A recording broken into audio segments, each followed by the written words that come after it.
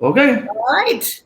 Welcome. Today we are here for our second episode, if you will, in our Builder series. Today we're going to talk about what is a study period. What is it that you should leverage during a study period? What are you going to study or should study as part of the study period as a builder, developer, flipper? And for those of you that are agents or agents that are negotiating on their own flips or projects for other clients, what kind of terms should you be looking for to include in that study period? What's some really great language to use? So we're going to go through all of it. I'm really excited because I do this every single day. Like I really use this term, this study period, as a competitive edge for my clients. So let's first talk about like, what is a study period? Do you want to go into kind of details or the basics of what is a study period, Raj? Just to if you have to define in one sentence, I would say the study period is to find out if you can build a house, the plans and the specifications, the house you intend to build on a lot. If this lot is suitable or if it is buildable lot or not. Okay. And if they have any restrictions, if they do, how it's going to impact the building a new house. If not, that's great. So those are all the things that you try to do or try to study, find out during this study period. Yeah. Yes. So basically any of the important stuff that could really affect your bottom line. So let's go through a couple of the stuff that I like to make sure my clients are looking into. I think probably one of the most obvious is zoning. You know, when you're looking at this lot or this property or this project, does it have the kind of zoning now that I need to build the thing in my head that I want to build? Or can it have that zoning? So that would be called a variance, which you wouldn't necessarily in a study period be able to apply for and get, but you could find out what's the likelihood. And you could speak with the county or the city about details about that. Have you ever had any experience with that? Talking to, someone at the county about getting a variance or something like that? Yes, I have done it. I have some project in the past where I had to do variance approval from the county. And for that, so you basically have to go to a neighbor to see if you are the first one to apply for it, then you have to be careful because you may not be approved.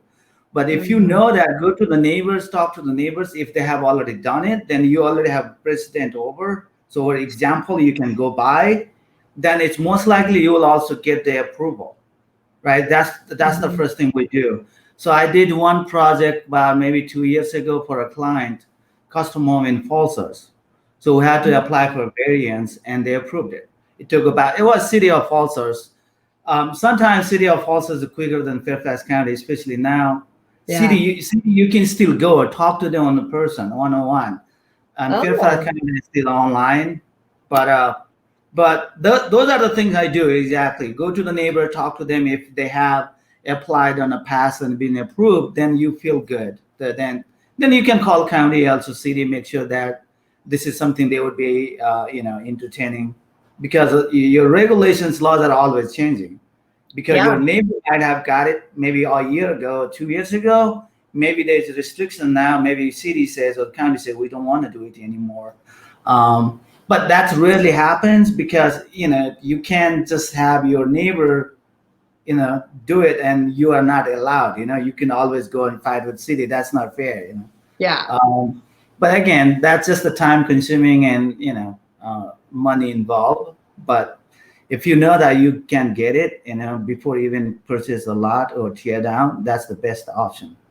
Oh, for sure. Having another example of someone who did the same thing always helps. And if you can't find that yourself, it's always good to work with an agent who can help find that for you, or look into those comps or help find those examples, which is a lot of what you do is part of your due diligence in this period. So other things, a lot of exterior features, right? Like checking out the roof, checking out the systems, grading. But what other big things do you look at? I try to also find things like the plat, or if there's a previous survey that was done. Those can often be really helpful, especially when figuring out how much you can build on the lot. Like is the current structure, if there is a current structure, is that really taking advantage of what is there? Or can you really maximize your ROI by building something bigger or better or badder or whatever? What about you? What do you like to look at? What are your top 2 or 3 favorite things to look at? So when you do tear down, especially I love doing tear down, so that way, all the new footprint, all design would be per current demand, right? Mm-hmm. So one of the things I don't like flip or innovations, because you are limited to the existing footprint, and there's so much you could do. The walls are already there, doors, windows are there. One of the worst thing I can say is that typically all those old homes are about 8-foot ceiling on the main level, second floor, basement even less than 8 foot. Nowadays, custom homes is like at least 10-foot ceiling on first floor, 9 foot on the second floor and basement. So there's nothing you could do about that 8-foot ceiling if you don't want to demolish the wall. So if you demolish the wall, the only thing you are keeping is the existing foundation. But again, that will save you a few $100,000, couple $100,000, depending on the size of the project.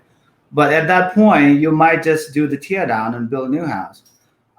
There are a few things I check. For example, when you say zoning, there are different zoning: R1, R2, R3. It could residential zoning, or it could be your agricultural zoning. If it's agricultural zoning, usually I think R5 or R1 means you have to have a 5-acre lot. But then there's some residential zoning where you have to have a minimum of 1-acre lot. Depends where it is located. So it's very important to understand the zoning. If it is R1 or R2 or R3, depending on the zoning, you have a setback distance are different, right? Mm-hmm. So typically when you say R4, which is in quarter-acre lot, or 0.3, 0.35, half-acre lot in McLean, Falls, Vienna, Arlington area. So R4 means usually you have a 10-foot setbacks on the side, okay? 30 feet on the front and 25 on the back. But if you have R3, and then all of a sudden your setback is 12 feet, side setbacks, and instead of 10 foot, you have a 12 foot. So give you an example, same quarter-acre lot. Now I have a house in Falls, Primitive, we're building. It's quarter-acre lot, R4, setback is 10 foot on the side, right? Mm-hmm. Now, same quarter-acre lot in McLean we're building, it's R3. So that means width of the house would be less, even the same lot size, right? Yeah, that makes a big difference. It does. So those things you have to do. And also, because nowadays with the county, you have to, every time you have a tear down new house, you have to do a grading plan, which is separate from the building plans, right? When you say grading plan, it also depends the existing. If your existing house was big and it doesn't have a basement, usually that's an advantage, because when you build a new footprint, they look at or compare based on the existing footprint. So in new addition or new house, footprint is not as big as old. You may not have to do so much about grading plan or planting trees, or it's a BMP structure these days. It's called infiltration trench or rain garden. We have to make it no matter what. Yeah. But if you, like I say, if you have a bigger old house was big enough and it didn't have any basement, then you may not have to do a BMP structure on the side. That could be easily 10, 15 grand of saving, Yeah, I mean, that adds up. Yeah, it does. Yeah, especially exactly. to move dirt. It's not where most people want to spend their money, unless it's to build a basement. Exactly. Yeah.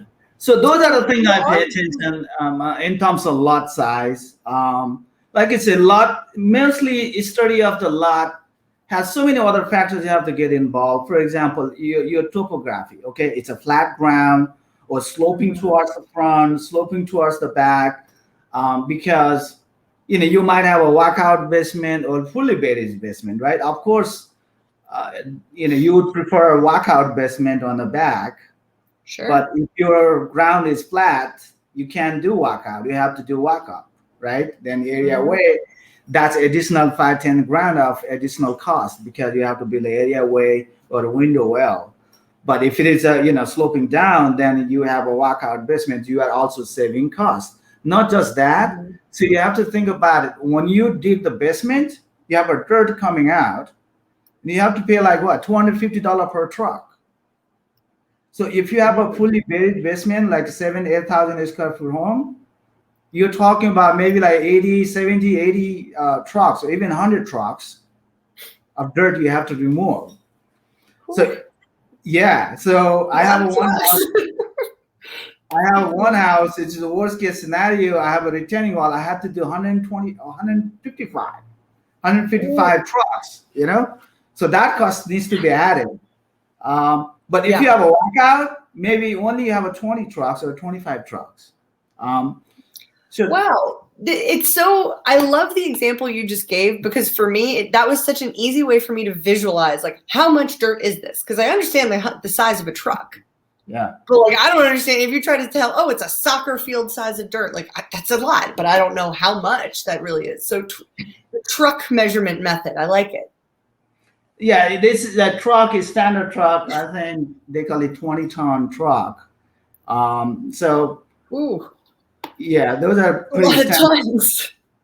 Yes, it is dirt, and you don't only carry dirt. Yeah, and 100 truck versus 50 truck. You say 100 times 250. 250 is a standard rate for a truck, dirt removal per truck.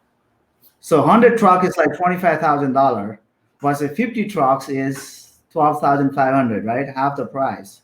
Yeah. Half the cost. Then if you're a walkout, you might just have 25 trucks. That means you are already saving like 15, 20 grand. Well, and that adds up. That adds up quite a lot. Yeah. All right. Yeah. So then, so topography, super important. Zoning, grading, topography. What other what about like finding out encroachments or boundaries, really knowing that lot and being able to understand that as much as you can. Surveys and plats are great tools for finding those. Sometimes the plats are available on the county website. You'll be able to find it. Often a seller may have a copy of it. And if the seller has owned a property for, I'd say usually in 10 years or less, they tend to have a survey sometimes. It seems to be, at least for me, I've found that sellers, if they've owned it for 10 years or less, tend to have surveys. But sometimes they don't, because they're a little expensive, and unless they were going to build something, they're usually not a cost many people take on. And if they've ever inherited the house, it's even less likely that they have a survey. But a survey is something that, as an investor, you could really leverage that to your advantage. And they can range anywhere from about $400 if you have something that's more of like a quarter-acre lot to about $750 for about a half-acre lot, and then upwards of, like, if you're looking at 20 acres of land, like, you could have a survey that's like 10 grand. Like, it's quite interesting. So they can get kind of pricey depending on exactly the project that you're looking at. Yeah. But there have been times where I have found some interesting things on surveys that I was like, oh, I didn't know that, like underground streams. And residential protected areas, RPAs, which are, resource protected areas, RPAs, that are really important. They're non-buildable areas. And depending on the type of protected area, it could actually affect what you build and ultimately your bottom line. What other ways do you use surveys, Roger? Do you like to leverage surveys in your feasibility study periods? Yes, I do. Like Danielle, you said, sometimes you can even call a county or city. They might have a record. They might have, usually they do a copy. You can request. But like you said, this is not going to cost you a lot of money. It depends. Usually already developed area, half-acre lot, 1 acre lot, maybe $400 to $500, $600. That'll give you the boundary survey. But another thing you have to do is the easements, because sometimes the easement does not easily show up in your survey. You may have to talk to your civil engineer, and they may have to talk to the county or the city for the record, because easements could be a big deal. Because if you have an easement with a sewer line or a sanitary sewer, then it may actually affect how big a house you can build. Because if they have an easement or sewer line going through your property, and from that line you have to leave at least 10 or 20 feet. It depends where it is, but typically 10 foot from the center, 10 foot to the other side. So about that 20 feet wide stretch, you cannot touch. And if you have to think about it, if it is only quarter acre lot, that's a lot of space, you know? And oh yeah, for sure. That can be a lot of space. Plus, yeah, you don't want to dig somewhere and then all of a sudden hit a septic tank you didn't know about, which would be super gross, or an underground oil tank, like an old, because obviously that's not something that people do now, but you know what I'm saying. Like a survey and/or plat are great ways to find underground utilities. Like when I bought my house a couple years ago, we got a survey. I was actually surprised. There's a gas line that runs along 12 inches closer to my house from the back of the fence line, which is exactly on the property line. So there's a gas line that runs straight across my lot that then feeds into each of the other houses on my cul-de-sac. And I would never have known. Like I was actually thinking of planting a tree there, and then I'm like, oh, I would have just dug into a gas line. So it's important to know for really any homeowner, but that's a great example of, hey, I had no idea that was there. No, that's that you have to do that study, because 2 or 3 years ago we actually built a house in Springfield, and we found out there's easement. There's for the sewer line, you are supposed to connect to the manhole, and the manhole was on the owner's property. So we had the easement to connect our sewer line into his property. But then we didn't want to take a chance. So what we did is our title attorney draft up a document saying that get an approval or signature from the neighbor. So neighbor was very nice, and we explained to them, hey, we're trying to buy this one. Looks like it is meant for us to connect to your property. And even we showed them where the manhole was a little bit further down from their house, and it was a 1 acre lot. So she didn't really care.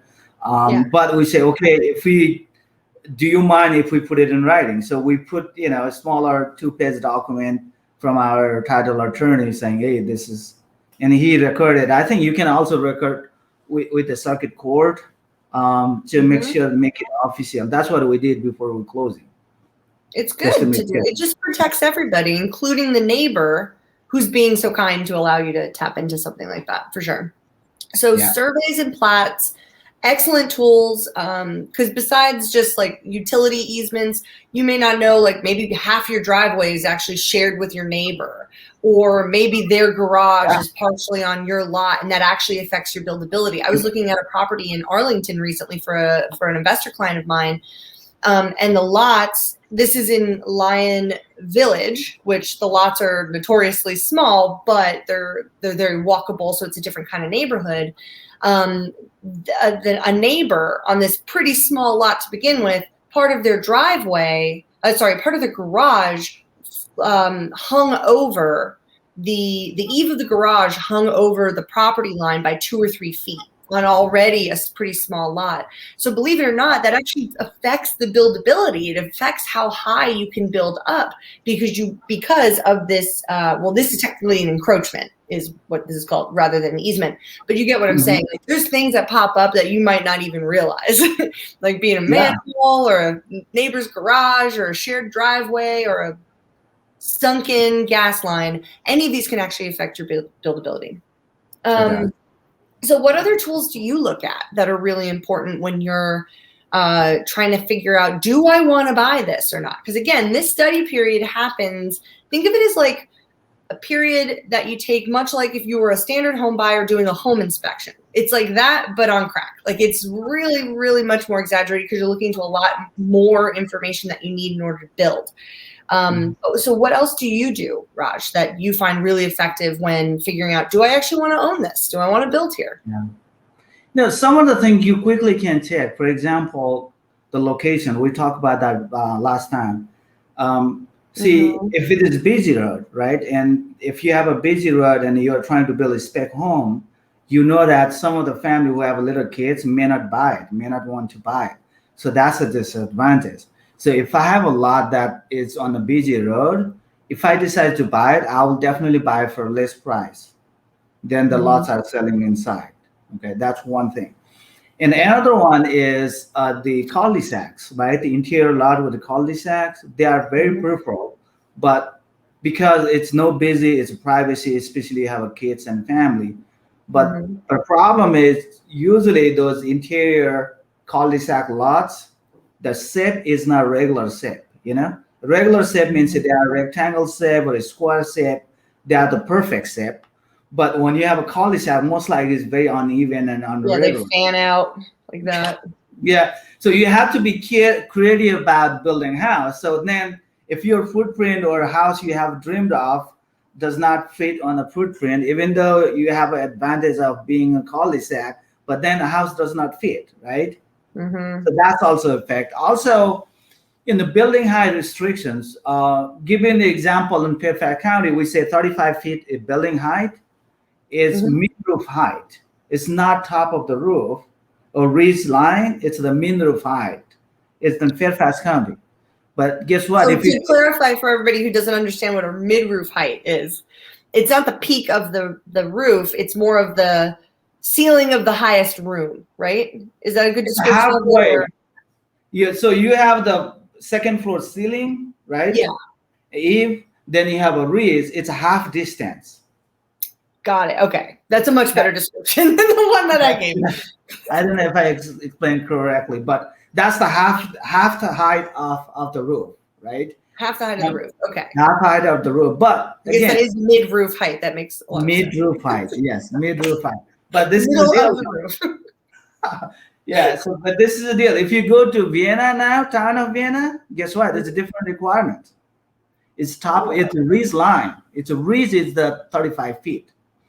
But then they look at the height from the front of the house. The front of the house finished grade to the ridge is 35. That's what the Vienna is. Fairfax County in general is the average grade. If you have a walkout basement and your front is fully buried, you take average and go to the average height.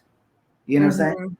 Yeah. So those things you have to be, understand. And it's typically in this area, when you say 35 feet, in the standard spec home or custom home having 10-foot ceiling on the first floor, maybe 10-foot ceiling on the second floor with a standard roof, you can't have more than 2 story. You can build 3 story, but the 3 story does not fit. Okay. Yeah. But what we have done in the past is that some of the client, my custom home client, they want attic, which is almost a loft and attic. Yeah. That's or almost studio space a lot of times, or some kind of like utilitarian space or guest room space a lot. Yeah, you can have a bedroom, a man cave. It's like big space. It could be big space up on the roof. But in that case, your roof slope, you have to go a little bit steeper so that you can have enough space inside the roof trusses to build that attic space. That means now all of a sudden your min roof height will change, right? Because roof height is taller, higher than your standard. So if you decided to do that, think about the roof, min roof height. You have to check with your civil engineer, grading plan, stuff like that. But those are the things in general. I look at it location-wise. Again, for example, HOA. If you have HOA, you have to be prepared about what you want to build, because you can't just build whatever you want to build. That's why I prefer lot not having HOA, right? Then you can do whatever you want to do. But again, you're not going to build completely different type of house in the neighborhood where the rest of the home are certain kind and your house is completely different. But at least you have a flexibility of what you want to do in the house. But if you're HOA, good luck. You can't do nothing. Some of the HOAs are very strict about what you can do in the house, and that could be your decision point sometimes of the house you want to build on the neighborhood. Yeah. Oh, for sure. It could be a real challenge. Yeah. So what about a perc test or PERC test? PERC test. Yeah. Yeah. Tell me a little bit about that, because I'm not as familiar with that.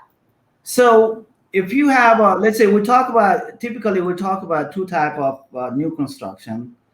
New construction with the tear down means you have an old house, you do tear down, build a new house. So if you do tear down, you assume your existing utilities are already there, right? If you have public water and sewer, those are already connected. If there's a septic and water well, it's already there. But I mean, if you have a vacant land lot, you want to build a new house, and you know that there is no public water and sewer, sewer line means you have to do your well and septic, right? With the Mhm. septic system, you need to understand the septic system. This becomes a more technical part we can probably discuss later, but septic system has a effluent, a liquid coming out from the Yeah. system, from the tank. That needs to be, you cannot that fluid has to be spread out in your property. It has to be within your property.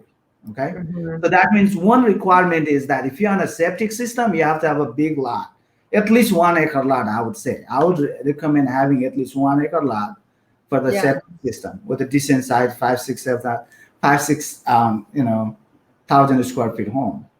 But now, how big a house you can build on the empty lot like that, where you are building a septic system, if you have to see the soil correct, it's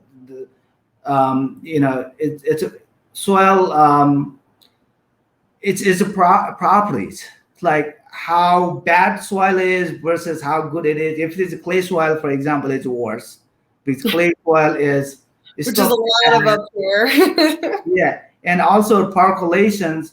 When it rains, water usually do not percolate into, which is Mhm. considered a bad soil. So you have to do the test. Oh. That test is called a perc test, and based on the perc test, you can find out how many bedrooms a house you can build in the lot. Got it. Okay. So it's You really have about to do build that. image capability. Correct, and you have to do that, and you have to apply for a county, it actually health department. That's a separate permit you have to get at the beginning, and that's why if you have a situation like this, I would say make sure that you have the study period enough to do the perk test and Mhm. find out how many bedrooms of house, how big a house you can build. Sometimes even put a contingency upon perk test. I've seen people done that on the contract so that Mhm. if the perk takes you can only build 2 bedroom home, then yeah, it's not worth it if you're planning to build 5, 6 bedroom homes, right? Yeah, you'll lose money. The project just won't make sense. Exactly. Awesome. And Well, thank there's you. some I wasn't familiar with that terminology. Like I'd actually always included it as a part of the feasibility study to determine like if there was a septic tank, what's there now, how big can you build it? Do you need to add another tank? Is that allowed? But I never heard it referred to as a perk test, so that makes a lot of sense. no, also there's a way. I'm not gonna say that you have a bad soil, you won't be able to do it. Then you can do improved septic tank system. Then basically you are replacing the whole soil with soil from outside, and you can imagine it would be too expensive, right? Yeah. So that's a way to do it. I'm not going to say, hey, you won't be able to do it, then, but if you may have to spend out of 50, Should you do it? Should you spend the money to do it? Yeah, Is really more. That's really what the whole study period is determining, right? It's yeah, should we spend the money on buying it? Should we spend the money on building it? Will there be a return? That's the whole goal of your feasibility study period. And anything else that we should kind of include in that, and if not, we can move on to like how long of a feasibility study period do you need for different projects and what's competitive and what's not? So is there anything else that you think is really imperative, like to study during that period? Or I think we kind of covered a lot. yeah. That's pretty much it. I mean, there is land. Well, I guess financing. Besides like what you actually look at for the physical property itself, Mhm. for many of you that are building, developing, flipping, whatever, financing it is a giant component of it. So something that I also include as an agent is the idea that during this feasibility study period, we make sure that this project is financeable. Like if you can't do a successful perk test and figure out if you can build what you can build or want to build afterwards, guess what? You're probably not going to get the financing for a project that's not going to be very financially positive at the end of it. So financing, I would say, would be one more thing to include. Yeah. Cool. Yeah, I think we pretty much cover it overall. But like I said, down the road, we're gonna probably pick one topic and go in a little bit more depth. For How sure. you And if do you it. have any questions or comments, comment down below and we'll be happy to include that and talk about it today. Yeah. So competitive edge, having a competitive edge when having a feasibility study as part of your offer. As an agent, something I like to do is to include a feasibility study rather than adding addenda for multiple things. For instance, like if I wouldn't really want to add addenda for financing, home inspection, which like who really cares, or doing like a separate septic inspection. All of these would be additional papers that the seller has to stare at when they're, and creates a whole lot of uncertainty for the seller, which as a buyer right now, especially in this market, which is a seller's market at the time of us filming this, you want to give the seller the most amount of certainty with your offer for them to want to work with you. Now, that doesn't mean you have to lose your autonomy as a buyer at all, but the feasibility study period, really, it allows you to study whatever you want, as long as you do that due diligence in the time frame that you can do it in. Now, if you're a really experienced builder like Raj is going to be able to look at the zoning, look at the setbacks, look at a survey really quickly, and within, a few minutes to maybe a couple of hours, figure out pretty quickly, can I build what I would want to build here? And if you already have comps, or say it's in a neighborhood like Pimmin Hills that you've flipped or done a lot of projects in, you're going to know what you can sell it for at the end, right? You're just going to know that kind of top of mind, know your market. Yeah. If you need to do a little bit more due diligence, that could take a little bit more time, but most of the times you can find this information out in, I would say, a week to 2 weeks. Right now, I think is the most competitive feasibility study periods. Now, where I'm seeing them to be a little lengthier, say 45 days or 60 days, is really on larger projects or larger pieces of land. That's kind of what I'm seeing. But Raj, are you seeing anything different right now? No, you're right. Like I say, if it is a raw land or you're trying to do subdivision, and that's probably going to take more time, month, 2 months, 3 months. But typical, quarter acre lot, already developed neighborhood where you're trying to do tear downs, we do less than a month, less than a week, to be honest with you. And even I have done it. I have done it many tear downs without a study period because I know the neighborhood already. And if I have built a house next door, then if I'm buying a lot like 2 blocks down the road, I know the neighborhood. I already know the road. I already know the setback requirements and RPA or flood zones. So I feel comfortable, even though I do research, of course, make sure that there's not anything I'm missing. And one of the things sometimes you would be easily missed is easement, because easements could be even your lot, and next lot might have different conditions because you don't know what's the easement situation for the next door. Those things you have to do research. But one of the things I forgot to mention is that in our area is Northern Virginia and DC area, Metro DC, there is called a covenant restrictions, covenant. And I have a situation where some of the restrictions will apply. They created this restriction, I don't know, 80 years ago, years ago, but they are still in effect. And you won't be able to find it until you do title search. And some of the title search, one thing I realized, our attorney title company, they're not used to, because when you search, you have like freaking 100 pages of document, it prints out. You don't have time to read page by page. They scan through, you know what I'm saying? Yeah. They look for the big things, right? What liens are there, or taxes owed, or is there a mechanics lien? Like, they look for the big stuff. Then sometimes those easy things like covenant restrictions, you may easily miss. And some of the things are very tricky. It's not, when you have a covenant restrictions with the tear downs, it's not like you cannot build the house. It's just that it gives you additional restrictions. Give you the example in McLean and Palloschi we have, where there was a situation with the covenant restrictions. Now, setbacks, instead of 10-foot setback on the side with R4, they may tell you 15. So now what happened? All of a sudden, if you have a 60 feet wide lot, if you have a 10 foot only, then you can do 40 feet wide house, right? Yeah. But now, if you have 15, you can only build a 30 feet wide house. So then that's too narrow, could be. So those are the things, there's a fine print you have to see. Now, when we did the first house, second house, I should say, in Pimmin Hills, we did not really know about covenant, and we found out halfway. And our neighbor is very nice, not lovely neighbor. He was retired, attorney, so he found out that's a covenant. He didn't even know because he was a troublemaker, whole neighborhood. and he tried to give us a grief. But finally we worked it out. But we did not know. And I talked to our title company. Hey, why you didn't tell us? They say because we didn't know. You know? Yeah, it gets hidden because it's like a small section and it's hidden in these really in-depth title searches, especially if it's a property that's been owned many, many, many times. All of that paperwork really adds up as you go along, So I think that's a great tip because I had even forgotten about that. Like something like that hasn't come up for me in a really long time.